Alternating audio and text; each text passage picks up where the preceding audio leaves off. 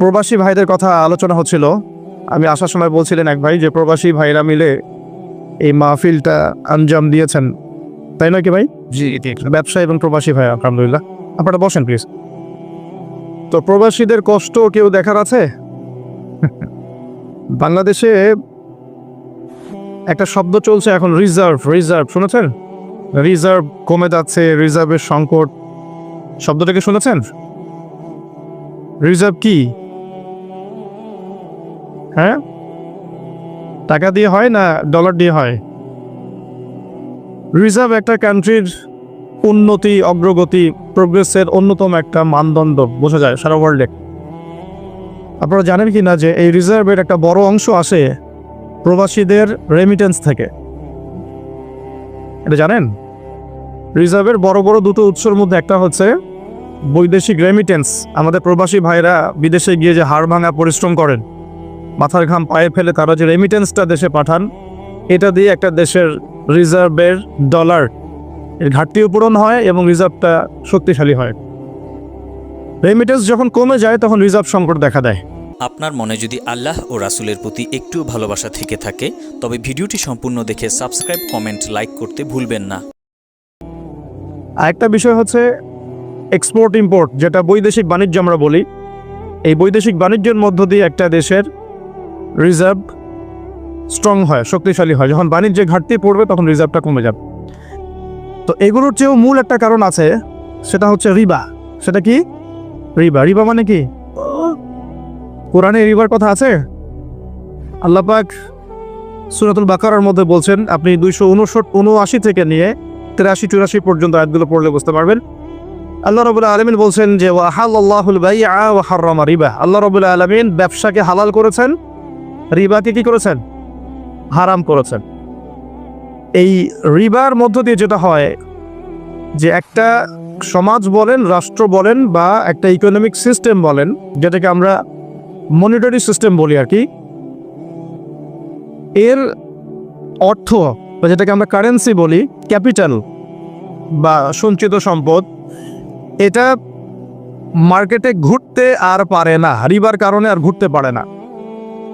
কিন্তু আল্লাহ পাক হালাল করেছেন ব্যবসা, যার মধ্য দিয়ে ক্যাপিটাল বা সম্পদ মার্কেটের মধ্যে সার্কুলেট করে বা ঘুরতে থাকে। আমার আলোচনা একটু মনোযোগ দিয়ে বুঝতে হবে, গতানুগতিক হবে না।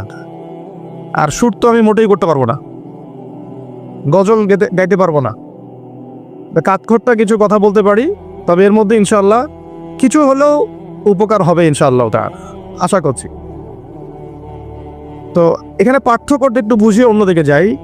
এখানে যদি ব্যবসায়ীরাও আছেন তাদের জন্যও কিছু নসিহত থাকবে ইনশাআল্লাহ। আল্লাহ পাক ব্যবসাকে হালাল করেছেন, রিবাকে হারাম করেছেন। আল্লাহ পাক সূরা বাকারায় কথা বলছেন। ব্যবসা কি করে? ব্যবসার মূল মন্ত্রটা কি? ব্যবসার মূলনীতি হচ্ছে যে ব্যবসায় লাভ এবং লস উভয়ের রিস্ক আছে। কথা কি বুঝতে পারছেন? এক ভাই ব্যবসা করছেন, লাভও হতে পারে, লসও হতে পারে। যখন আমরা রিবামুক্তভাবে একটা ইসলামিক অর্থনীতি প্রতিষ্ঠা করব, তখন ব্যবসাভিত্তিক অর্থনীতি যখন চলবে, ব্যবসাভিত্তিক, জাকাত ভিত্তিক, সাদাকা ভিত্তিক, কৃষি ভিত্তিক ইসলামিক অর্থনীতি যখন চলবে, তখন ক্যাপিটাল বা সম্পদটা এক হাত থেকে আরেক হাতে সার্কুলেট হতে থাকবে। মনে করেন আমরা ব্যবসা করছি একটা মার্কেটের মধ্যে, ছোট করে বোঝাই, ছোট্ট মার্কেট, ছোট্ট বাজার, এখানে সবাই ব্যবসা করছি। এই ব্যবসার মধ্যে কেউ লাভ করবে, কেউ লস করবে। যে ব্যক্তি লাভ করে আস্তে আস্তে আস্তে ধনী হবে, যখন তার ধন নিসাব পরিমাণ সম্পদ অতিক্রম করবে, তখন তাকে জাকাত দিতে হবে। এতে করে সমাজের যে অংশের মানুষের হাতে সম্পদ নাই, সে অংশের মানুষের কাছে জাকাতের মধ্য দিয়ে সম্পদ যাবে, সম্পদ সার্কুলেট করবে সমাজে। আজকে আপনি লাভ করেছেন, কালকে আপনি লস করতে পারেন, কালকে সে লাভ করবে, আপনি লস করতে পারেন। মানে সম্পদ ঘুরতে থাকবে, হাত থেকে হাতে সম্পদ ঘুরতে থাকবে। তখন আল্লাহ রাব্বুল আলামিন ওই মার্কেটটার উপরে আর রাজ্জাক, তিনি যাকে ইচ্ছা ধন দিবেন, যাকে ইচ্ছা গরিব করবেন। মানে সম্পদ বন্টনটা আল্লাহ রাব্বুল আলামিন সরাসরি করবেন। তো বুঝতে পারছি কি? আচ্ছা, কিন্তু যদি এখানে রিবা আসে, ব্যবসার মধ্যে রিবা চলে আসে, বা মজুদদারিতা চলে আসে, বা মাপে কম দেওয়ার একটা ব্যাপার চলে আসে, বা দুর্নীতি চলে আসে, কালোবাজারি চলে আসে, তখন কি হবে? সম্পদটা মার্কেটে আর সার্কুলেট করবে না, কারণ সুদের মধ্যে লাভ লসের কোনো রিস্ক নাই। হ্যাঁ, লাভের একটা অংশ আছে, লসের কোনো রিস্ক নাই। আপনি 100 টাকা দিয়েছেন, 110 টাকা পাবেন 1 বছর পর। আপনি 200 টাকা দিয়েছেন, 220 টাকা পাবেন 1 বছর পর। এখানে কি লসের কোনো ভূমিকা আছে? লসের কোনো ভূমিকা নাই। এক্ষেত্রে কি হচ্ছে, এখানে শুধু লাভের অংশটুকু আপনি নিচ্ছেন, লসের কোনো রিস্ক আপনি নিচ্ছেন না। এতে করে কি হবে, ধনীরা আরো ধনী হতে থাকবে এবং গরিব আরো গরিব হতে থাকবে। শুধু তাই নয়, এই ধনীরা যখন জাকাতও দিবে না, তখন এই গরিবদের অবস্থা হবে একদম মানবেতর। যেটা এই ছোট্ট একটা মার্কেট দিয়ে উদাহরণ দিলাম, এই ছোট্ট মার্কেটটাকে আপনি একটা দেশ কল্পনা করতে পারেন, আবার একটা বিশ্বও কল্পনা করতে পারেন। পুরো ওয়ার্ল্ডে এই ইকোনমিক সিস্টেমটা এখন চলছে, সুদভিত্তিক ইকোনমিক সিস্টেম। আমি কি বুঝাতে পারছি ভাই? আচ্ছা, তো ব্যবসায়ী যারা আছেন তাদের প্রতি একটা নসিহত দিয়ে শুরু করি আলোচনা। সেটা হলো, একটা সুসংবাদ দিয়ে শুরু করি। নবী সাল্লাল্লাহু আলাইহি ওয়াসাল্লাম একটা বিশুদ্ধ হাদিসে বলেছেন যে একজন সৎ ব্যবসায়ী, যে ব্যক্তি একজন সৎ ব্যবসায়ী, মাপে কম দেয় না, মজুদদারিতা করে না, দুর্নীতি কালোবাজারি করে না, আমানতের খেয়ানত করে না, মানুষকে ঠকায় না, এই ব্যক্তি ইনশাআল্লাহ তাআলা কিয়ামতের দিন নবীগণ, সিদ্দিকগণ, শহীদগণের সাথে হাসর করবে ইনশাআল্লাহ। তাহলে ব্যবসা করে জান্নাত পাওয়ার সুযোগ নাই? আছে। ধন সম্পদ অর্জন করতে কোনো অসুবিধা নেই, কিন্তু ধন অর্জন করে ওসমান গনি রাদিয়াল্লাহু আনহুর মতো মন মানসিকতা লালন করতে হবে। ধন সম্পদ আল্লাহ পাক দিতে পারে। যখন আপনি ব্যবসা করবেন, হালাল ব্যবসা করবেন, মাপে কম দিবেন, পণ্য মজুদ করবেন না, ইচ্ছাকৃতভাবে মার্কেটের মধ্যে কৃত্রিম সংকট তৈরি করবেন না। কৃত্রিম সংকট বোঝেন? এই যে একটা রাষ্ট্রের মধ্যে যখন ইকোনমিক একটা ডিজাস্টার তৈরি হয়, এর একটা বড় অংশের জন্য দায়ী হচ্ছে কৃত্রিম সংকট। ইকোনমিক্সের ভাষাটাকে কৃত্রিম সংকট বলে। মানে সমস্যা আসলে কিছু নাই, কিছু মানুষ সমস্যা তৈরি করেছে। মনে করেন কোনো সমস্যা নেই, ইকোনমি খুব সুন্দর চলছে, কিছু মানুষ তার ব্যক্তি স্বার্থের জন্য কিছু পণ্যকে মজুত করে রেখে দিল, যে মানুষের মার্কেটে যখন ক্রাইসিস দেখা দিবে পণ্যের, তখন এটাকে ডাবল দামে বিক্রি করল। সে মনে করছে এটাতে খুব, আমি তো ব্যবসা করছি, সে মনে করছে এটা তো ব্যবসা। প্রকৃত অর্থে এটা একটা প্রতারণা। নবী সাল্লাল্লাহু আলাইহি ওয়াসাল্লাম মার্কেটে গেলেন, পণ্য রাখা আছে মদিনার বাজারে, তিনি হাত ঢুকিয়ে দিলেন, দেখলেন ভিতরের অংশটা ভেজা। ওলামায়ে কেরাম যারা আছেন তারা হাদিসগুলো জানেন, ভেতরের অংশটা ভেজা। তো তিনি ব্যবসায়ীকে বলছেন যে এটা কি, ভিতরে ভেজা কেন, উপরে শুকনা কেন? তো সেই ব্যবসায়ী বলছে যে এভাবেই আমি পণ্য বিক্রি করি, যার ইচ্ছা হয় সে নিবে, যার ইচ্ছা হয় সে নিবে না। নবীজি বলছেন সাল্লাল্লাহু আলাইহি ওয়াসাল্লাম, তুমি কেন এটাকে উন্মুক্ত করে দিলে না? মানুষ জানতে পারতো যে আসলে তোমার পণ্যটা কতটুকু সঠিক, কতটুকু বেঠিক, না কতটুকু বিশুদ্ধ, কতটুকু অশুদ্ধ। মান গাশশানা ফালাইসা মিন্না, এই হাদিসটা এখান থেকে এসেছে। তিনি বলছেন যে ব্যক্তি প্রতারণা করে সে ব্যক্তি আমার উম্মতের অন্তর্ভুক্ত না। কথা বুঝতে পারছেন? এই যে ব্যক্তি সংকট তৈরি করে প্রতারণা করেছে, সে কিন্তু উম্মতের নাম থেকে কাটা পড়ে যাচ্ছে। সে কাফের হয়ে গেছে এমনটা বলছি না, সে কিন্তু জালেম ঠিকই হয়ে গেছে, ফাসেক হয়ে গেছে। এখন এখানে একটা শাস্তি আছে, এটা গেল তার ব্যক্তিগত শাস্তি, যে সে উম্মত থেকে ডিটাচড হয়ে যাচ্ছে। মান গাশশানা ফালাইসা মিন্না, সে আমার অন্তর্ভুক্ত না। নবীজি বলছেন একটা হাদিসের মধ্যে সাল্লাল্লাহু আলাইহি ওয়াসাল্লাম, যে প্রতারক যারা মিথ্যা কসম করে পণ্য বিক্রি করে, ব্যবসায়ী মানুষকে ঠকায়, মাপে কম দেয়, কিয়ামতের মাঠে এদের অবস্থা এমন হবে যে এই কানের লতি পর্যন্ত এদের ঘামে ডুবে থাকবে। কানের লতি পর্যন্ত ঘামে ডুবে থাকবে। 3 শ্রেণীর মানুষকে বলা হচ্ছে খুবই ক্ষতিগ্রস্ত কিয়ামতের মাঠে। এক শ্রেণী, তার মধ্যে এক শ্রেণী যারা মিথ্যা কসম করে পণ্য বিক্রি করে। আমাদের আলোচনার এই অংশটুকুর মধ্যে কি ব্যবসায়ীদের জন্য হেদায়েত পাওয়া যাচ্ছে না? আপনি যদি বিশুদ্ধভাবে রাসূল সাল্লাল্লাহু আলাইহি ওয়াসাল্লামের সুন্নাহ মেনে ব্যবসা করেন, ইনশাআল্লাহ নবীজি বলছেন এটাই শ্রেষ্ঠ কামাই, হাতের কামাইটা শ্রেষ্ঠ কামাই। ব্যবসা করে, যে হালাল ব্যবসা করে আপনি সম্পদ উপার্জন করছেন, এটা আপনার শ্রেষ্ঠ কামাই, শ্রেষ্ঠ উপার্জন। কিন্তু এখানে যদি কালোবাজারি চলে আসে, মজুদদারিতা আসে, কৃত্রিম সংকট তৈরি করেন, মাপে কম দেন, মানুষকে ঠকান, প্রতারণা করেন, আর নিজের তো ক্ষতি হবেই, ইহকাল পরকাল তো ধ্বংস হবেই, জাতিরও ক্ষতি হবে। জাতির কি ক্ষতি হবে? একটা হাদিস পড়েছিলাম অনেকদিন আগে, আমি এখন রেফারেন্সগুলো মুখস্থ বলতে পারছি না, অনেকদিন আগে বলছি। এই 5টা কাজের কথা বলা আছে, এই 5টা কাজের কারণে 5টা বিপদ নেমে আসে। তার মধ্যে একটা হচ্ছে, যখন কোনো সম্প্রদায়ের ব্যবসায়ীরা মাপে কম দেওয়া শুরু করে, এই যে প্রতারণা করা শুরু করে, তখন আল্লাহর পক্ষ থেকে দুর্ভিক্ষ চাপিয়ে দেওয়া হয়। এখন কি শুনতে পাচ্ছেন যে দেশের সামনে দুর্ভিক্ষ? এরকম স্টেটমেন্ট কি পাওয়া যায়? আচ্ছা, একটু রিজনগুলো ব্যাখ্যা করি। আলোচনা তো আমরা অনেক ধরনেরই শুনি, একটু বাস্তবিক কিছু শোনেন। সুবহানাল্লাহ পড়তে হয় জানেন না? আলহামদুলিল্লাহ পড়তে হয় জানেন তো? কোরআন তেলাওয়াত করতে হবে কতদিন বলে আসছি, তাই নয় কি? 5 ওয়াক্ত নামাজ পড়তে হয় সবাই জানি না? এবং নামাজ তো আমরা মাশাআল্লাহ পড়ি তো, আলহামদুলিল্লাহ। নবী সাল্লাল্লাহু আলাইহি ওয়াসাল্লামের সুন্নতের উপর আমল করতে হবে, এটা জানি তো। আচ্ছা, কিন্তু সমস্যা কোন জায়গায়? সমস্যা হচ্ছে কোরআন এবং সুন্নাহর বিধানগুলো দিয়ে আমরা বিশ্বের চ্যালেঞ্জগুলোকে মোকাবেলা করতে পারছি না। সমস্যা এখানে। কোরআন আমার হাতে আছে, নবীর হাদিসগুলো আমার কাছে আছে, কিন্তু বিশ্বের ভয়ঙ্কর যে সংকট, যে চলমান সংকটগুলো চলছে, ফিতানগুলো চলছে, এগুলোকে মোকাবেলা করতে পারছি না। বিশ্বটাকে নিয়ন্ত্রণ করছে এখন জায়নিস্টরা, খোলামেলা বললাম। বিশ্বটাকে নিয়ন্ত্রণ করছে এখন জায়নিস্টরা। জায়নিস্ট কারা? সব ইহুদি সব খ্রিস্টান নয়, সব ইহুদি সব খ্রিস্টানকে জায়নিস্ট বলা হয় না। ইহুদ এবং খ্রিস্টানদের মধ্যে যারা একে অপরের বন্ধু তাদেরকে জায়নিস্ট বলা হয়। 1890 সালের পর থেকে এই মুভমেন্টটা সারা ওয়ার্ল্ডে তৈরি হয়েছে এবং এখন 2022 সালের দিকে এসে বিগত প্রায় 50, 60, 70 বছর থেকে বিশ্বের বড় বড় প্রত্যেকটা ডিপার্টমেন্ট এরা নিয়ন্ত্রণ করছে। মিডিয়া ওদের হাতে। আপনার এই যে ইন্টারনেট সেকশনগুলো, আপনি যত অ্যাপস ইউজ করছেন, সার্চ ইঞ্জিন ইউজ করছেন, স্মার্টফোন ইউজ করছেন, সফটওয়্যারসগুলো ইউজ করছেন, সব কিছু ওদের। প্রযুক্তি, যত বড় বড় প্রযুক্তিগত প্রতিষ্ঠান আছে সব ওদের। মিসাইলস, যত নিউক্লিয়ার মিসাইলসগুলো আছে, পাশাপাশি পারমাণবিক এবং থার্মোনিউক্লিয়ার বলে, নিউক্লিয়ার এবং থার্মোনিউক্লিয়ার যত অস্ত্রগুলো আছে বেশিরভাগই ওদের কাছে। পৃথিবীর সবচেয়ে দামি সম্পদ এখন হচ্ছে ব্ল্যাক গোল্ড, অয়েল বলা হয়। এটার সবচেয়ে বেশি রিজার্ভ ওদের কাছে আছে মাটির নিচে। আমেরিকার মাটির নিচে এত বেশি তেল আছে যেটা দিয়ে সে আগামী আরো 20 বছর চলতে পারবে যদি পৃথিবী থেকে তেল চলেও যায়। আমেরিকা কি তেল উৎপন্ন করে? কোত্থেকে নেয়? কোত্থেকে নেয়? আমাদের তেল। চলমান সংকট, ওরা নিয়ন্ত্রণ করছে ফাইন্যান্স। মানে আপনি বিশ্বের যত মিলস এন্ড ইন্ডাস্ট্রিজ এবং ফ্যাক্টরিজ দেখছেন, এর গোড়াপত্তন ওদের কাছে। পলিটিক্যাল দর্শনগুলো, আপনার ডেমোক্রেসি বলেন, সেকুলারিজম বলেন, কমিউনিজম বলেন, ন্যাশনালিজম বলেন, যত বড় বড় দর্শনগুলো আছে, দর্শনগুলো কিন্তু মুসলিমদের থেকে আসে না। আসছে নাকি?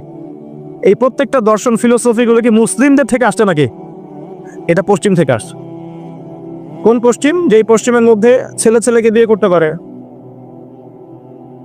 এ সুবহানাল্লাহ বলছেন নাকি? একটু আগে আমি সার্চ করে একটা নিউজ দেখে আসলাম। এই কিছুক্ষণ আগে, 2 ঘন্টা আগে একটা ঘটনা ঘটেছে। 2 ঘন্টা আগে পশ্চিমের একটা কান্ট্রির মধ্যে দেখলাম যে সমকামীদের জন্য একটা বার আছে। সমকামী তো বোঝেন, মানে গেস, হোমোসেক্সুয়াল। তো সেখানে একটা হামলা হয়েছে, সেখানে 5 জন মারা গেছে, ওদের মধ্যে হামলা। তার মানে এমন সভ্যতা যেখানে সমকামিতা নিবারণ করার জন্য আলাদা বারও হালাল। নাউজুবিল্লাহ। এই সভ্যতার কাছ থেকে আমাদেরকে শিখতে হচ্ছে এখন। ওরা আমাদেরকে শেখায় যে মানবতা কাকে বলে, তাই না? ওরা আমাদেরকে শিখায় যে মুসলিম কান্ট্রিতে মানবতা বিরোধী অপরাধগুলো হচ্ছে দমন করতে হবে। ওরা শিখায় আমাদের যেই সমাজের মধ্যে ছেলে ছেলে বিয়ে করা যায়, নাউজুবিল্লাহ, মেয়ে মেয়ে বিয়ে করতে পারে, নাউজুবিল্লাহ।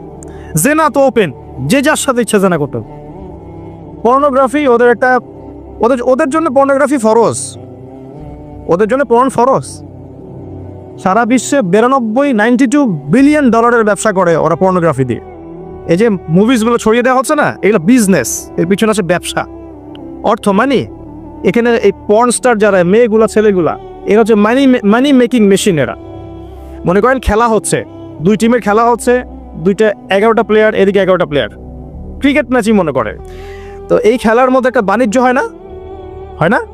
খেলাতে বাণিজ্য হয় না? জুয়া হয় না? এরপর খেলার মধ্যে যে দল জিতে তাকে কিছু টাকা প্রাইজ মানি দিয়ে ছেড়ে দেওয়া হয়। বাকি বড় অংশের বাণিজ্যটা কারা করে? যারা এই খেলাগুলোকে পরিচালনা করে। আমার কথা কি বুঝতে পারছেন? ঠিক একইভাবে এই পর্ন ইন্ডাস্ট্রির মধ্যে অ্যাক্টর অ্যাক্ট্রেস যারা আছে, এরা হচ্ছে ওরকম প্লেয়ারের মতো। এরা বাণিজ্য করে, ওরা অল্প টাকা দিয়ে, ব্যাস। এদের এখানে এই পর্ন হচ্ছে ফরজ। এগুলো ছড়িয়ে দেওয়া হয়েছে মুসলিম বিশ্বের মধ্যে। আমি বোঝাতে চাচ্ছি যে এমন সভ্যতার কাছ থেকে আমরা কেন হেদায়েত নিব যে সভ্যতার মধ্যে নোংরামি, জেনা, ব্যভিচার, অশ্লীলতা, ফাহেসা জিনিস এবং লক্ষ লক্ষ মানুষের, নিরপরাধ মানুষের রক্ত লেগে আছে। ওদের কাছ থেকে হেদায়েত নিব কেন? আমার কাছে কি কোরআন এবং হাদিস নাই? আমাদের কাছে কি কোরআন এবং রাসূলের সুন্নত নাই? এবং কোরআন এবং রাসূলের সুন্নাত কি পরিপূর্ণ নয়? হ্যাঁ বলেন, আমাকে একটু কথা বলেন। কোরআন এবং সুন্নাহ কি পরিপূর্ণ না অসম্পূর্ণ? তো পরিপূর্ণ যদি হয় কোরআন এবং সুন্নাহ, সেখানে কি প্রত্যেকটা বিষয়ের সমাধান নাই? আছে।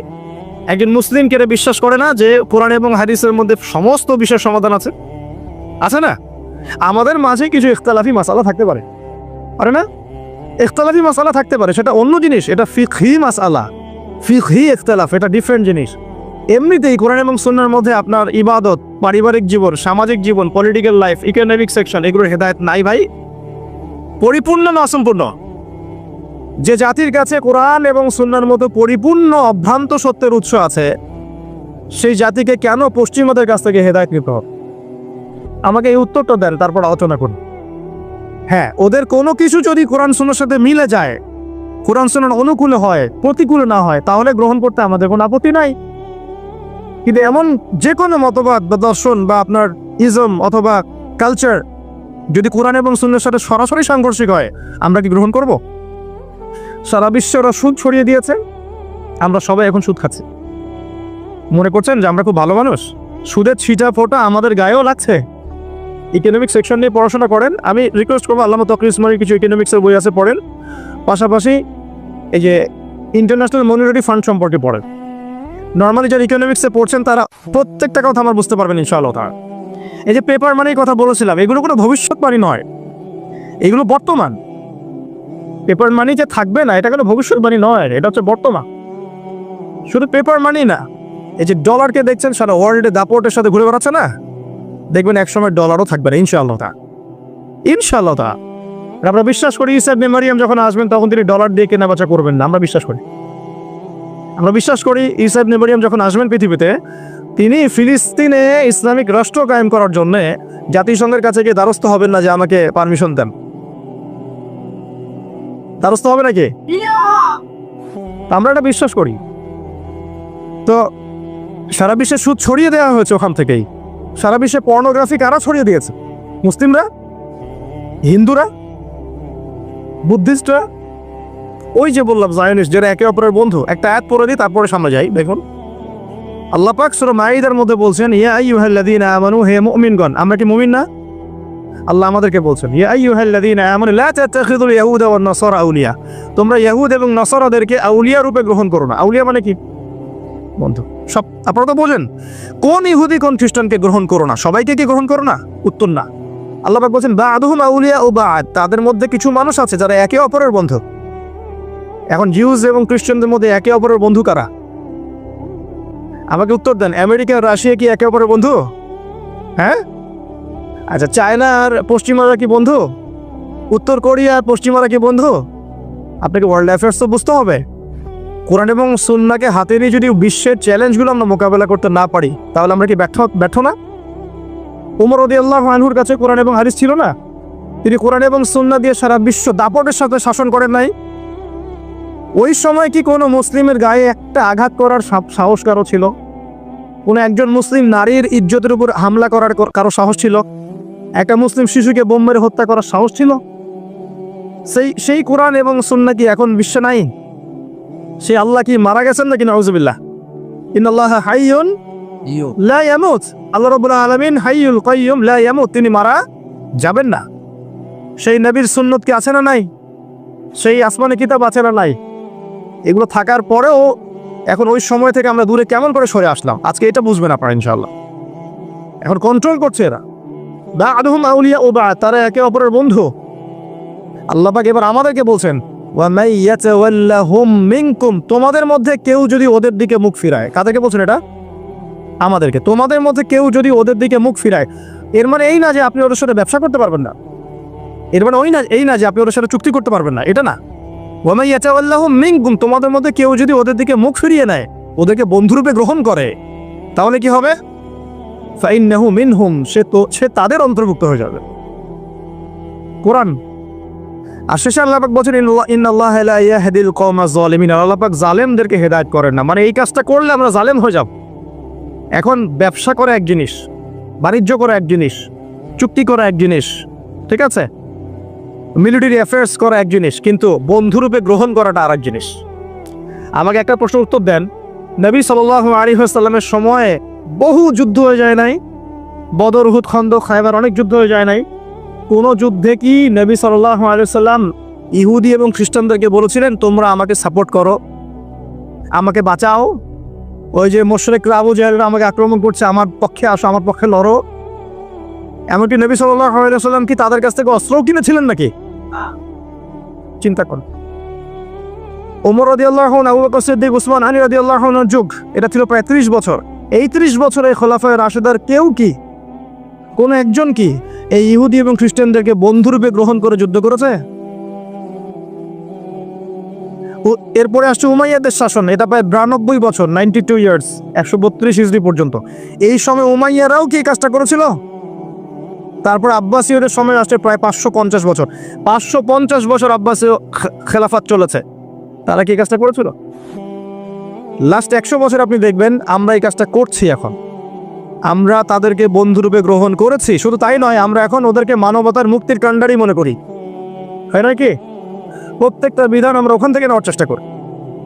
আমি বলছি না যে ওদের ভালোগুলো নেওয়া যাবে না, অবশ্যই নেওয়া যাবে। তাদের মধ্যে অনেক জাতি আছে খুব পরিশ্রমী, আমরাও পরিশ্রমী হব, সমস্যা কি? তাদের মধ্যে অনেকেই আছে সায়েন্স এবং টেকনোলজিতে অনেক এগিয়ে গেছে, আমরাও বিজ্ঞানের প্রযুক্তিতে আগাবো, কি সমস্যা? তাদের মধ্যে অনেকে আছে মাশাআল্লাহ, এটা আল্লাহ পাকের কুদরত, অস্ত্রশস্ত্রে অনেক বেশি পারদর্শী, যেমন রাশিয়া, উত্তর কোরিয়া। উত্তর কোরিয়ার মানুষ খেতে পারে না, উত্তর কোরিয়ার মানুষের মাথা পিছু আয় কোনো কোনো ক্ষেত্রে বাংলাদেশের মানুষের চেয়ে কম, কিন্তু ক্ষেপণাস্ত্র বানিয়ে রেখে দিয়েছে, ব্যাস। দেখেছেন? সুবহানাল্লাহ। দেখুন তাদের নিয়ন্ত্রিত সেক্টরগুলো, সবচেয়ে বড়টা হচ্ছে ইকোনমিক সেকশন। এই ইকোনমিক সেকশনের নিয়ন্ত্রণ দিয়ে সারা বিশ্বে তারা সুদভিত্তিক অর্থনৈতিক সিস্টেম চালু করেছে, যার মধ্য দিয়ে আমরা সবাই কম বেশি সুদ খাচ্ছি। আর আমরা সবাই জানেন সুদ যে খায়, যে দেয়, যে নেয়, যে সাক্ষী থাকে এবং যে লিখে রাখে, সবাই কিন্তু সমানভাবে অপরাধী। নবী সাল্লাল্লাহু আলাইহি ওয়াসাল্লাম সবাইকে লানত করেছেন, করেন নাই? আল্লাহ পাক কোরআনে বলেন নাই যে কি যেন একটা, ওয়াযারু মা বাকিয়া মিনার রিবা ইন কুনতুম মুমিনিন ওয়া ইল্লাম তাফআলু ফাআযারু বিহারবিন মিনাল্লাহি ওয়া রাসূলিহি। তোমরা সুদ ছেড়ে দাও, যদি না ছাড়ো তাহলে জেনে রেখো এটা আল্লাহ এবং তার রাসূলের সাথে যুদ্ধ করার মতো অপরাধ। আমরা এখন যুদ্ধ করছি না ভাই? আমাদের যুদ্ধ করার উচিত আল্লাহ এবং রাসূলের পক্ষে। আমরা করছি সুদের মধ্য দিয়ে রাসূলের বিপক্ষে, আল্লাহর বিপক্ষে। আর মসজিদে আমি 5 ওয়াক্ত নামাজ পড়ে ভাবখানা এমন যে আমি মাশাআল্লাহ জান্নাতের সার্টিফিকেট পেয়ে গেছি। বাংলাদেশের একজন বরেণ্য আলেম, আমি নাম উল্লেখ মেনশন করছি না সঙ্গত কারণে, তিনি বলেছিলেন যে মানুষ এখন ব্যক্তিগত জীবনে পাক্কা মুসল্লি, অর্থনৈতিক জীবনে পাক্কা সুদখোর। এই কথা বলেছিলেন, আমি সঙ্গত কারণে নামটা মেনশন করলাম, কিন্তু আমার মন থেকে তার প্রতি যথেষ্ট শ্রদ্ধা আছে। আমি মনে করি যে তিনি বাংলাদেশের যত ব্যক্তিত্ব সম্পন্ন আলেম আছেন তার মধ্যে একজন। ব্যক্তিত্ব অন্য জিনিস, আলেম হলেই ব্যক্তিত্ব হয় না। বহু আলেম টাকার কাছে বিক্রি হয়ে যায় না, 2টা বাড়ি পড়লেই কথা চেঞ্জ হয়ে যায় না। অনেক আলেম, থাক বললাম না, মাইজ করতে হবে। আল্লাহ পাকের জমিনে দিনের প্রচার প্রসার হবে, প্রতিষ্ঠা হবে। আল্লাহ পাকের জমিনে আল্লাহর দিনের প্রচার প্রসার প্রতিষ্ঠা হবে, এই কথাটুকু শুনলেই যে কাউকে খারেজি ট্যাগ লাগিয়ে দিচ্ছে। এমন হচ্ছে না? কি কারণ? আমরা কি চাই না আল্লাহর জমিন আল্লাহ দিন প্রতিষ্ঠা লাভ করুক? ব্যক্তিত্ব অন্য জিনিস। আহমদ বিন হাম্বল রাহিমাহুল্লাহর ব্যক্তিত্ব দেখবেন, জেলখানায় পিটানো হচ্ছে। আচ্ছা, তার আগে ইমাম মালিকের কথা বলি। ইমাম মালিক রাহিমাহুল্লাহকে প্রচণ্ড মারধর করা হচ্ছে, বাগদাদের মধ্যে ঘোরানো হচ্ছে এবং তার গায়ে উটের যে মলমূত্র আছে না, উটের চাপিয়ে দেওয়া হচ্ছে। তখন তিনি বলছেন, হে ইয়া আহলা বাগদাদ, হে বাগদাদের অধিবাসীরা, তোমরা জেনে রাখো যে আমি ইমাম মালিক, আমি কখনোই এই হারাম বিবাহ পদ্ধতিকে জায়েজ করলাম না। অনেক অত্যাচার হয়েছে, তারপরেও তিনি এটা করেন নাই। আহমদ বিন হাম্বল রাহিমাহুল্লাহর নির্মম নির্যাতন জেলখানায় হয়েছে, তার মতাদর্শ থেকে ফিরে আসেন নাই। মানুষ বলতো যে কোরআন হচ্ছে আল্লাহর মাখলুক, নাউযুবিল্লাহ। তিনি বলতেন কোরআন আল্লাহর কালাম। মানুষ বলতো মাখলুক বা সৃষ্টি, তিনি বলতেন আল্লাহর কালাম। এই একটা ইস্যুকে নিয়ে কেন্দ্র করে তাকে এত নির্যাতন সহ্য করতে হচ্ছে, তারপরেও তিনি হক থেকে সরে আসেন। ব্যক্তিত্ব অন্য জিনিস। আমরা ব্যক্তিত্ব সম্পন্ন প্রত্যেক আলেমকে শ্রদ্ধা করব এবং আলেম ওলামার মাঝে যাবেন না। আল্লাহর বাস্তে। কারণ উম্মার এখন প্রচণ্ড রকম দরকার হকপন্থী কিছু উলামায়ে কেরামের মাঠে পদার্পণ করা দরকার। হকপন্থী উলামায়ে কেরাম যত বেশি থাকবেন সমাজে, মানুষ সঠিক দিনটা পাবে ইনশাআল্লাহ। আর আমরা যত বেশি মিডিয়ার মধ্য দিয়ে বিভ্রান্তি ছড়িয়ে একে অপরের সাথে মিসআন্ডারস্ট্যান্ডিং তৈরি করব, তত খারাপ হবে। খারাপ হবে না? ঐক্য নষ্ট হবে, শক্তি কমে যাবে। সূরা আনফাল আল্লাহ পাক কি বলেছেন? হাওয়া বেরিয়ে যাবে, তোমাদের হাওয়া বেরিয়ে যাবে। প্রিয় ভাইয়েরা, উদার হওয়ার চেষ্টা করেন। উম্মার জন্য বড় বড় কাজগুলো আগে আঞ্জাম দেওয়ার চেষ্টা করেন। ইনশাআল্লাহ ছোট ছোট বিষয়গুলো আল্লাহ পাক সলভ করে দেবেন ইনশাআল্লাহ। আর যদি কিছু বিষয় ইখতিলাফ থেকেও যায়, তারপরেও বর্তমান প্রেক্ষাপটে উম্মার স্বার্থে নিজেকে একটু সংযত করতে শেখেন। আল্লাহ রাব্বুল আলামিন আমাদের সবাইকে ঐক্যবদ্ধ হওয়ার তৌফিক দান করুন, আমাদের মধ্যে হৃদ্যতা ভালোবাসা দান করে নেন, যাবতীয় ভুল বোঝাবুঝির অবসান ঘটিয়ে দেন। যেটা বলছিলাম প্রিয় ভাইরা, আল্লাহ পাক এই শ্রেণীর মানুষকে আউলিয়া রূপে গ্রহণ করতে নিষেধ করছেন। কোন শ্রেণী? যারা একে অপরের বন্ধু, জিউস এবং খ্রিস্টানদের মধ্যে, যারা সারা বিশ্বে সুদ ছড়িয়ে দিয়েছে, যারা সারা বিশ্বে পর্ন ছড়িয়ে দিয়েছে, যারা সারা বিশ্বে ফ্রি মিক্সিং ছড়িয়ে দিয়েছে, যারা সারা বিশ্বে এডুকেশন সেক্টরে শিরিক ছড়িয়ে দিয়েছে, পলিটিক্যাল সেক্টরে শিরিক ছড়িয়ে দিয়েছে, যারা সারা বিশ্বে মুসলিমদের উপর নির্মম নির্যাতন করছে, যাদের হাতে বহু মুসলিমের রক্ত লেগে আছে, লেগে নাই? আমরা কি সত্যি সন্ত্রাসী? একজন মুসলিম কি সন্ত্রাসী হতে পারে? কোরআন এবং হাদিসের মধ্যে কোনো জায়গায় কি বলা আছে একজন নিরপরাধ মানুষকে হত্যা করতে হবে? আছে? একটা আয়াত দেখেন আমাকে, কোরআনটা হাতে নেন, নিয়ে আল্লাহর এই কালাম থেকে আমাকে একটা আয়াত দেখান, হাদিস থেকে একটা হাদিস দেখান যে নিরপরাধ নিষ্পাপ কোনো মানুষকে হত্যা করা বৈধ। কোনো আয়াত আছে? তারপরেও কেন আমরাই একটা শুনবো? কেন মুসলিমদেরকে সারা বিশ্বে এভাবে উপস্থাপন করা হবে? কেন মুসলিমদের মধ্যেই আপোষে বিভক্তি লাগিয়ে এইসব ইস্যু তৈরি করা হবে? নিরপরাধ মানুষকে হত্যা করা জায়েজ? কবিরা গুনাহগার মানুষকে কি হত্যা করা যাবে? যাবে? এই যে একটা শব্দ শোনেন খারেজি, এটার সম্পর্কে একটা কথা বলে দিই। খারেজি কাকে বলে? কাকে বলে? যে ব্যক্তি মনে করে বা যারা মনে করে যে কবিরা গুনাহ করলে কোনো ব্যক্তি কাফের হয়ে যায়। কথা বুঝতে পারেন? কোনো ব্যক্তি যদি বিশ্বাস করে, আকীদা রাখে, বিশ্বাস করে যে কবিরা গুনাহ করলেই কেউ কাফের হয়ে যায়, তখন তাকে খারেজি বলতে হয়। কথা বুঝতে পারছেন? কবিরা গুনাহ করলে কেউ কাফের হয়ে যায়, তাকে হত্যা করা জায়েজ, এই মতাদর্শের যারা, তাদেরকে খারেজি বলতে পারে। কিন্তু কবিরা গুনাহ করলে কোনো ব্যক্তি কাফের হবে না, কোশ্চেন কেন না, বরং তার তওবার দরজা খোলা আছে। সে বড় জোর ফাসেক হতে পারে বা জালেম হতে পারে, তাকে আপনি হত্যা করতে পারবেন।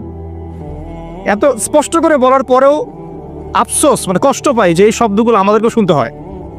এত স্পষ্ট করে ব্যক্ত করার পরেও আফসোস লাগে, কষ্ট লাগে যে কিছু মানুষ, আল্লাহ হেদায়েত দান করুক, আল্লাহ পাক বুঝ দান করুক, দোয়া করি, আমাদেরকেই এই শব্দগুলো শুনতে হয়েছে। অথচ এর চেয়ে বড় বড় ইস্যুসগুলো পড়ে আছে সমাজে, এগুলো নিয়ে আমাদের মাথা ব্যথা নাই। প্রিয় ভাইয়েরা, ইকোনমিক সেকশনটা বোঝার চেষ্টা করেন। হালাল রিজিকে থাকে, হারামে যায় না। পারবেন ইনশাআল্লাহ? 2 নাম্বার, ব্যবসা করলে সৎ ব্যবসায়ী হয়, অসৎ ব্যবসায়ী হয় না। বিশ্বের সবচেয়ে মানবতা বিরোধী সভ্যতাকে চেনার চেষ্টা করেন, যাদের হাতে পুরো বিশ্বের এই ফাসাদগুলো জড়িত, এবং তাদের সাথে বন্ধুত্বপূর্ণ আচরণ থেকে সাবধান থাকে। পিছন থেকে ছুরি মেরে দেবে, আপনি টের পাবেন। আমাদের ভবিষ্যৎ কি তাহলে? এখন আমাদের ভবিষ্যৎটা বলি, তারপরে করণীয় বলছি। লম্বা করবো না, অনেক রাত হচ্ছে, একটু ধৈর্য ধরেন। আমাদের ভবিষ্যৎটা কি শোনেন। মুসলিম জাতিদেরকে দিয়ে এই পৃথিবীর ইতিহাস, সভ্যতা শুরু হয়েছিল, মুসলিমদেরকে দিয়ে শেষ হবে ইনশাআল্লাহ। এটা ভবিষ্যৎ। সভ্যতা শুরু হয়েছে আদম আলাইহিস সালামকে দিয়ে, সভ্যতা শেষ হবে কার হাতে? নবী ঈসা ইবনে মারইয়ামের হাতে। সভ্যতা শুরু হয়েছে আদম আলাইহিস সালামকে দিয়ে, নবী দিয়ে, শেষও হবে একজন নবী দিয়ে ইনশাআল্লাহ। এই উম্মত মুহাম্মদ সাল্লাল্লাহু আলাইহি ওয়াসাল্লামের জীবদ্দশায় 23 বছরে জাজিরাতুল আরবে দিন কায়েম করে গেছে, করেন নাই? নবীজি প্রথমে গোপন দাওয়াত দিয়েছেন, তারপর প্রকাশ্য দাওয়াত দিয়েছেন, নির্যাতন সহ্য করেছেন, হিজরত করতে হয়েছে, পরে বদর উহুদে আসতে হয়েছে, পরে আস্তে আস্তে মক্কা বিজয় হয়েছে। তার হাতে দিন পরিপূর্ণতা লাভ করেছে, করে নাই? আল্লাহ পাক বলেননি আল-ইয়াউমা আকমালতু লাকুম দীনাকুম ওয়া আতমামতু আলাইকুম নি'মাতি ওয়া রাদিতু লাকুমুল ইসলাম দীনান। আল্লাহ পাক কি বলেন নাই? আল্লাহ পাক বলেছেন দিনকে পরিপূর্ণ করে দিয়েছে, আল্লাহ পাক বলেন নাই? আচ্ছা, দিন পরিপূর্ণ হওয়ার পরে আবু বকর সিদ্দিকের সময়, ওমর রাদিয়াল্লাহু আনহুর সময়, ওসমান রাদিয়াল্লাহু আনহুর সময়, আলী ইবনে আবি তালিব রাদিয়াল্লাহু আনহুর সময় ইসলাম বিজয়ী ছিল না সারা বিশ্বে, না পরাজিত ছিল? বিজয় ছিল না? এরপর খোলাফায়ে রাশেদা দীর্ঘদিন চলে গেছে, এরপর উমাইয়াদের সময় এসেছে, আব্বাসীয়দের সময় এসেছে, অটোম্যানরা এসেছে, ফাতিমিরা এসেছে। 1914